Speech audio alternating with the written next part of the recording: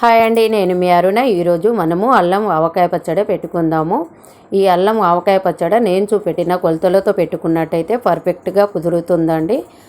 ఎప్పుడు పెట్టని వాళ్ళు కూడా ఈ పచ్చడి ట్రై చేసినట్టయితే చాలా టేస్ట్గా తయారు చేయగలుగుతారండి. ఇప్పుడు నేనైతే చెట్టు నుంచి తెంపిన మామిడికాయలను ఫ్రెష్గా కట్ చేసుకోవాలనుకుంటున్నాను. ఈ కాయలను శుభ్రంగా 2-3 సార్లు కడిగి ఆరబెట్టి క్లాత్తో తుడుచుకొని కట్ చేసుకోవాలి. ఇలా కట్ చేసిన కాయలను ముక్కలను ఒక్కొక్కటి తుడుస్తూ ఉండాలి. ఎప్పుడు మా వారే కట్ చేస్తారండి, ప్రతి ఇయరు ఆయన కట్ చేసిన కొద్దీ నేనైతే ఈ ముక్కలను ఒక్కొక్కటి శుభ్రంగా తుడిచి ఒక బేషన్లోకి వేసుకుంటాను. లేయర్ లాంటిది కూడా వస్తుంది, ఆ పొరను తీసేయాలండి.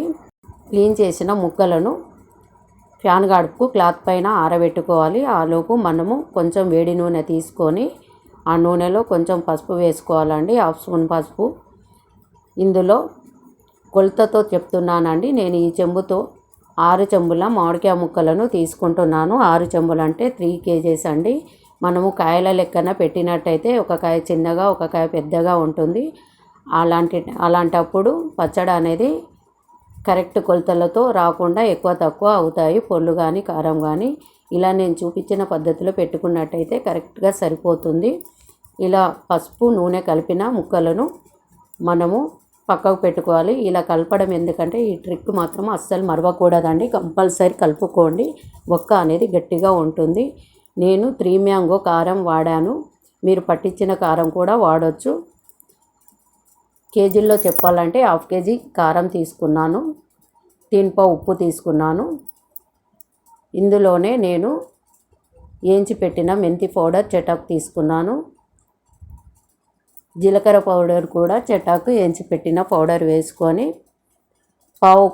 పావు కప్పు అంటే పావు చెంబుతోటి ఆవాల పిండి కూడా తీసుకున్నానండి. ఈ ఆవాల పౌడరు, ఉప్పు, కారము, జీలకర్ర, మెంతి పౌడర్ అంతా మిక్స్ అయ్యేలాగా బాగా కలుపుకోవాలి. ఇలా కలపడం వల్ల ముక్కలకు అనేది కరెక్ట్ పడుతుందండి.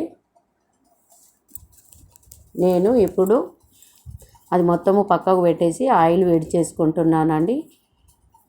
పచ్చళ్ళలోకి ఎప్పుడైనా పల్లి నూనె కానీ నువ్వుల నూనె కానీ తీసుకోవాలి. నేనైతే పల్లి నూనె తీసుకున్నానండి, విజయపల్లి నూనె.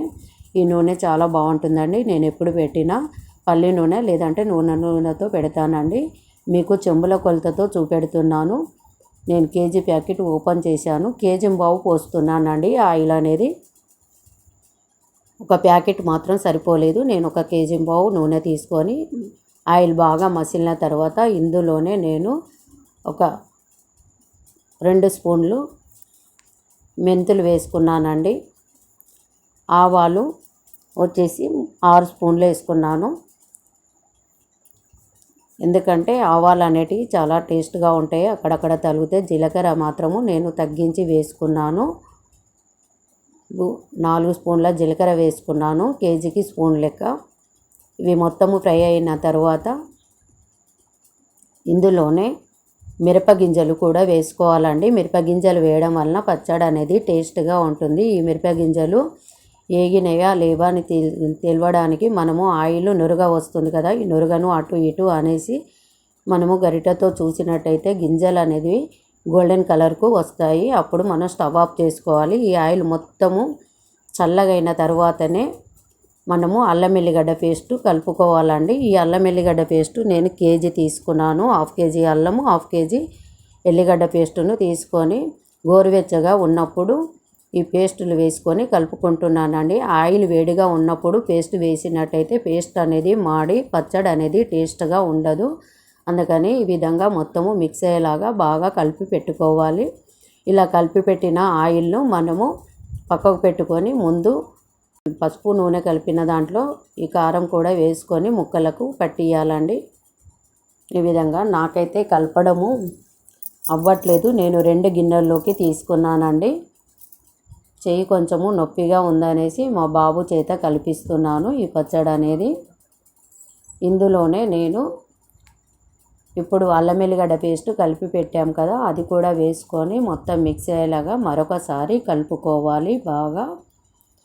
ఇలా కలిపి పెట్టిన ముక్కలను మనము ఒక జార్లోకి కానీ సీసా బాటిల్లో కానీ ఎత్తుకోవాలండి. పైనుంచి ఎల్లిపాయలు పచ్చివే వేయాలి. ఇలా సన్నటి ఎల్లిపాయలు వేసినట్టయితే పచ్చడి ఊరిన కొద్దీ ఎల్లిపాయ అక్కడక్కడ తలిగితే పచ్చడి టేస్టే అదిరిపోతుందండి.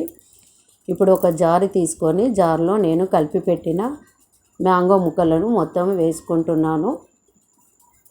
ఇలా మొత్తం వేసిన తర్వాత దీన్ని మాత్రము 3 డేస్ దాకా జాడి అనేది తీయకూడదండి. 3 డేస్ తర్వాత మనము ఉప్పు కానీ కారం కానీ ఆయిల్ కానీ లేకపోతే 3rd డే రోజు కలుపుకోవచ్చండి. ఎక్కువ తక్కువ అయినట్టయితే అప్పుడు టేస్ట్ చూసి, ఇప్పుడు టేస్ట్ అనేది మనకు తెలియదండి. అందుకని మూత పెట్టేసి దీనికి నేనైతే మా అమ్మ కూడా ఈ విధంగానే చేస్తుండండి. మా అమ్మ కాడనే మేము ఈ పచ్చళ్ళు నేర్చుకున్నాము. మా అమ్మ ఎప్పుడైనా పచ్చడి పెడితే జాడికి బొట్లు అనేది కంపల్సరీ పెడుతుండే. కొత్త ఆవకాయ కదా, మా ఆవకాయ అయినా అల్లం ఆవకాయ అయినా కానీ ఏ పచ్చళ్ళు పెట్టినా మా అమ్మ అయితే ఈ విధంగా బొట్లు పెట్టి పక్కకు పెడుతుండే. జార్ అనేది పైన కట్టి ఒక క్లాత్ పెట్టి క్లాత్తో మొత్తము కవర్ చేసి పైన పెట్టేసి 3 డేస్ తర్వాత తీసి మా అమ్మ ఈ పచ్చడి అనేది కలుపుతుండని నేను 3rd డే రోజు చూపెడుతున్నా. ఆయిల్ కరెక్ట్గా సరిపోయింది, చూస్తున్నారు కదండి. ఆయిల్ కానీ సాల్ట్ కానీ నాకు